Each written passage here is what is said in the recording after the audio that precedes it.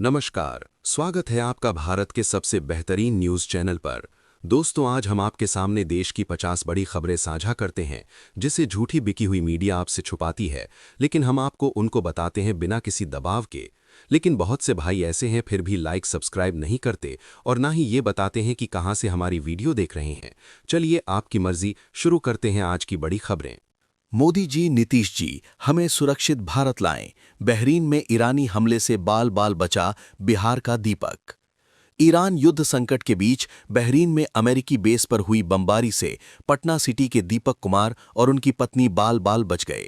Video call के जरिए उन्होंने प्रधानमंत्री और मुख्यमंत्री से सुरक्षित भारत लौटाने की गुहार लगाई है। पटना में उनका परिवार बेहद चिंतित है और सरकार से त्वरित मदद की मांग कर रहा है। ईरान युद्ध संकट के बीच बहरीन में हुए हमलों से पटना सिटी के रहने वाले दीपक कुमार और उनकी पत्नी पूजा बाल बाल बच गए।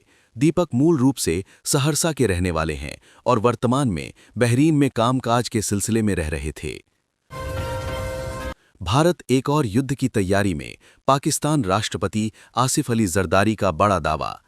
पाकिस्तान के राष्ट्रपति आसिफ अली जरदारी ने दावा किया है कि भारत एक और युद्ध की तैयारी कर रहा है।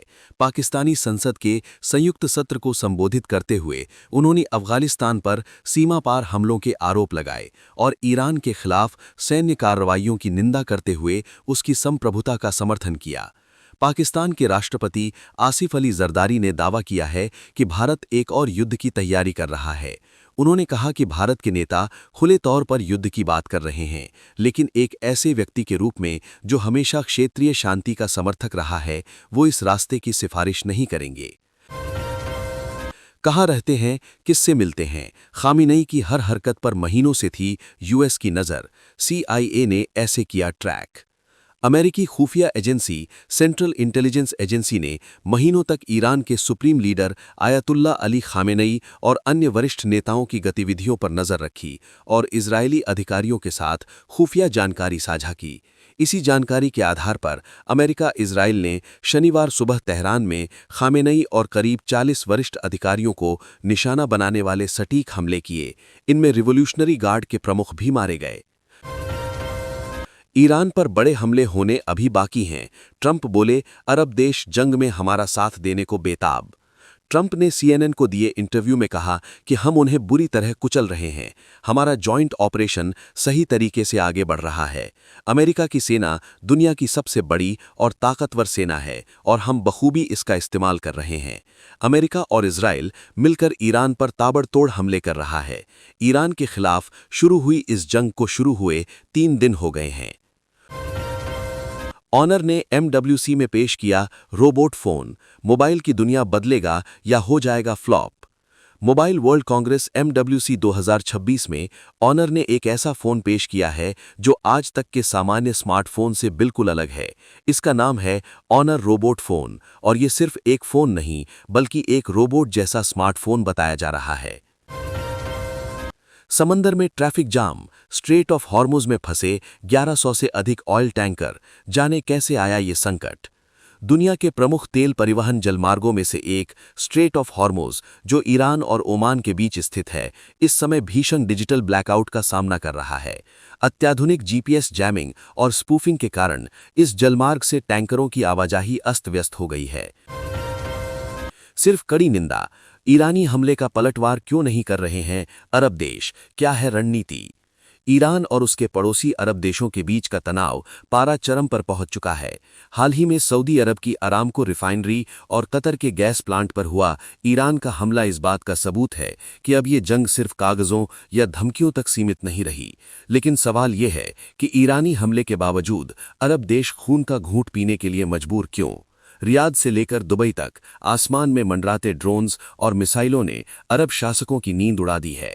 ईरान की ओर से कहा गया है कि ये हमले उन्होंने अरब देशों में मौजूद अमेरिकी सैन्य अड्डों पर किए हैं, लेकिन जिस तरह से सिविल इंफ्रास्ट्रक्चर के साथ साथ ऑयल और गैस इंडस्ट्री को टारगेट किया जा रहा है, वो किसी से छुपा नहीं है। 300 न्यूक्लियर बम से संतुष्ट नहीं है ये देश। राष्ट्रपति बोले, हम अपनी परमाणु ताकत बढ़ाएंगे। फ्रांस के राष्ट्रपति ने फॉरवर्ड डिटरेंस नाम से सुरक्षा की एक नई अवधारणा पेश की। उन्होंने कहा कि अब फ्रांस अपने परमाणु बमों को अपने सहयोगी देशों में अस्थायी रूप से तैनात करेगा। इसके अलावा उन्होंने फ्रांस का परमाणु जखीरा भी बढ़ाने की बात कही है। फ्रांस के राष्ट्रपति इमैनुअल मैक्रॉन ने एक बड़ी घोषणा की है। उन्होंने कहा है कि फ्रांस अपने परमाणु बम की संख्या बढ़ाएगा। फ्रांस के पास अभी 300 परमाणु बम है, लेकिन फ्रांस इससे संतुष्ट नहीं है। फ्रेंच राष्ट्रपति ने फ्रांस की परमाणु नीति में बड़े बदलाव की घोषणा की है। स्पेन से यूएस को झटका, 15 एयरक्राफ्ट लौटाए, कहा कि यहां से ईरान पर हमला नहीं करने देंगे। स्पेन के विदेश मंत्री जोसे मैनुएल अल्वारेज ने कहा कि स्पेन अपने उन सैन्य अड्डों को ईरान पर हमले के लिए इस्तेमाल करने की अनुमति नहीं देगा जो अमेरिका और स्पेन द्वारा संयुक्त रूप से संचालित होते हैं, लेकिन स्पेन की संप्रभुता के अधीन है।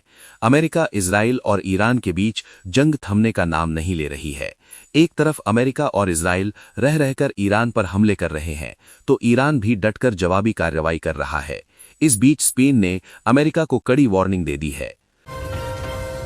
बॉलीवुड इंडस्ट्री ने बर्बाद किया गोविंदा का करियर, सुधा चंद्रन का दावा, बोली उन्हें क्रिटिसाइज करते थे।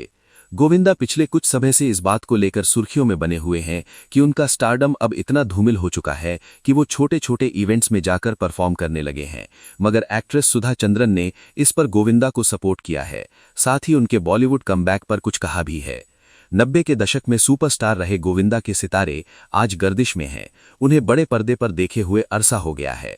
गोविंदा पिछले दिनों कई कारणों से सुर्खियों में आए थे। 1400 साल पुरानी दरार, आज की जंग, समझिए ईरान इजराइल टकराव की जड़। लेबनान से लेकर ईरान तक फैला ये सांप्रदायिक भूगोल साफ बताता है कि तेहरान पर हुआ हमला सिर्फ दो देशों की जंग नहीं है। इसकी जड़ें 1400 साल पुरानी उस शिया सुन्नी दरार में छिपी हैं जिसने मिडिल ईस्ट की राजनीति को आज तक दो हिस्सों में बांट रखा है। शनिवार की वो रात मिडिल ईस्ट के लिए किसी डरावने सपने जैसी थी। अमेरिका और इजराइल ने मिलकर ईरान के कई शहरों और तेहरान पर बम बरसाए, लेकिन ये सिर्फ मिसाइलों और रडार की जंग नहीं है। इसके पीछे छिपी है करीब 1400 साल पुरानी वो कहानी जिसने इस्लाम को दो हिस्सों में बांट दिया था। आज जो बम चल रहे हैं उनका सीधा कनेक्शन उसी पुरानी रंजिश से है। ईरान पर यूएस के हमले के बाद परमाणु बम को लेकर कंफ्यूज किम जोंग उन, क्या ट्रंप से करेंगे बात? ईरान पर अमेरिका इजराइल हमलों के बाद वैश्विक परमाणु समीकरण बदलते दिख रहे हैं। विशेषज्ञों का मानना है कि इससे उत्तर कोरिया की रणनीति पर असर पड़ सकता है। किम जोंग उन के सामने दुविधा है, क्या वो अमेरिका से बिना शर्त बातचीत करें या पहले खुद को परमाणु राष्ट्र के रूप में मान्यता दिलाने पर जोर दें। चीन और रूस से नजदीकी भी उनके आत्मविश्वास का आधार मानी जा रही है। तो ये थी आज की कुछ जरूरी खबरें जो आपको बतानी बहुत ही जरूरी थी। ऐसी ही खबरें रोजाना देखने के लिए इस चैनल को सब्सक्राइब करके वीडियो को लाइक करना बिल्कुल ना भूलें। आपका एक सब्सक्राइब हमको आगे बढ़ने की हिम्मत देता है।